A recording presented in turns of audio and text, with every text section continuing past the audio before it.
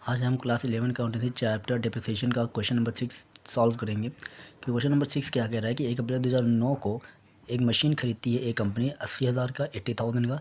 फिर 1 अक्टूबर 2010 को उसने दूसरी मशीन खरीदी है 50,000 का। फिर 1 अक्टूबर 2011 को 1 अक्टूबर 2011 को उसने क्या किया है, जो मशीन खरीदी थी 2009 में उसे सेल कर दिया है। इसको याद रखिएगा, उसको सेल किया है। कौन सी वाली मशीन? जो पहले 1 अप्रैल 2009 को खरीदी थी। डिप्रिसिएशन 20% से चार्ज करना है, ओरिजिनल कॉस्ट मेथड है, 4 साल का हमें बनाना है। ठीक है, तो हमने थोड़ा सा सॉल्व कर लिया है। 1 अप्रैल 2009 टू बैंक अकाउंट किया है हमने, 80,000 का ख़रीदा था। तो 1 अप्रैल से लेकर 31 मार्च पूरे क्या कहते हैं, 1 साल का डिप्रिसिएशन चार्ज होगा। इस पर 1 साल का डिप्रिसिएशन चार्ज होगा 80,000 पे, तो 16,000।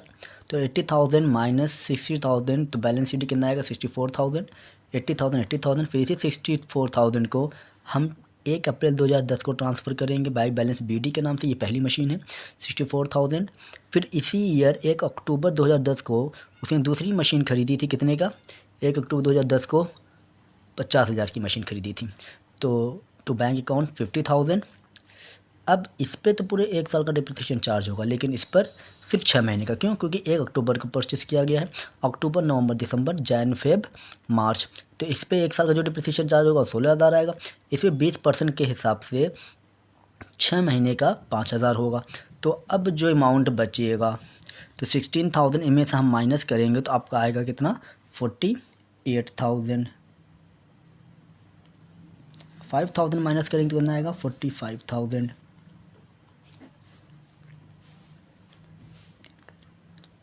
93 00 411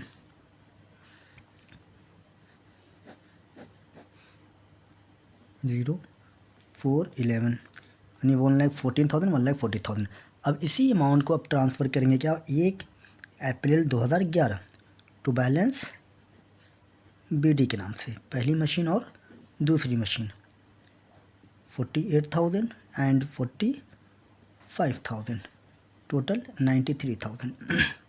अब बुक में क्या कह रहा था कि 1 अक्टूबर 2011 को जो मशीन 1 अप्रैल को ख़रीदी गई थी उसे सेल कर देता है। कितने का? 23,000 का। कब सेल कर रहा है? 1 अक्टूबर को। तो 1 अक्टूबर 2011 पैसा आएगा, मशीन बेच रहे हैं हम 23,000 का।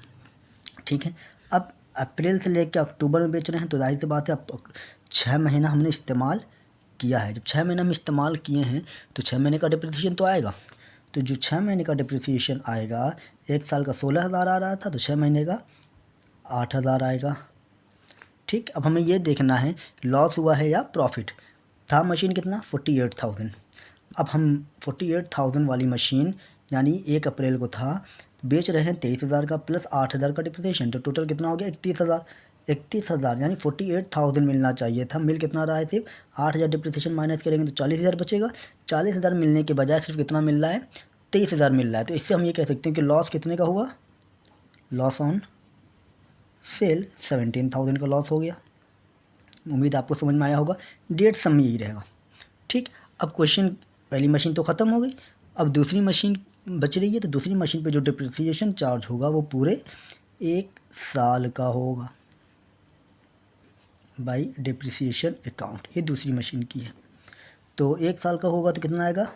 जानती हैं, अब ओरिजिनल कॉस्ट मेथड था तो इसी पे डिप्रिसिएशन चार्ज होगा, तो 20% से 2 5 10, पूरा टोटल 10,000। 31 बाई बैलेंस CD, 45 में से 35 आएगा,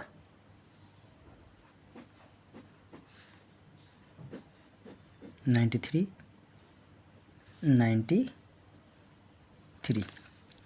अब 1 अप्रैल 2012 को सेकेंड वाली मशीन को बैलेंस BD करेंगे। कितना? 35,000। 4 साल का बनाना था, तो आप देख सकते हैं 1 साल, 2 साल, 3 हो गया, ये चौथा साल चल रहा है। कोई मशीन अब खरीदी बेची नहीं गई है, तो सेम इसी पे सिर्फ डिप्रिसिएशन हम चार्ज कर देंगे और कुछ नहीं होगा। तो 31/3/2013 बाई डिप्रिसिएशन अकाउंट। 1 साल का ओरिजिनल कॉस्ट मेथड है तो वही 10,000 आएगा, क्योंकि सेम ईयर वही होता है, हर साल वही होता है, एवरी ईयर डिप्रिसिएशन सेम होता है।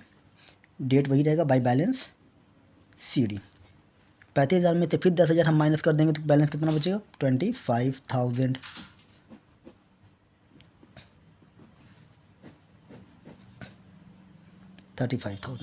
इसका मैं वर्किंग नोट आपके सामने बना दे रहा हूँ कि कॉस्ट ऑफ मशीन की बात करें, डेट क्या है 1 अप्रैल 2011 में इसका अमाउंट था 48,000। जब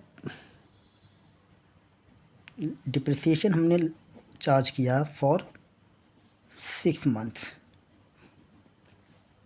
तो कितना आया 8,000, कितना बचा 40,000। ये हो गया ऑन 1 अक्टूबर, ये दाम हो गया।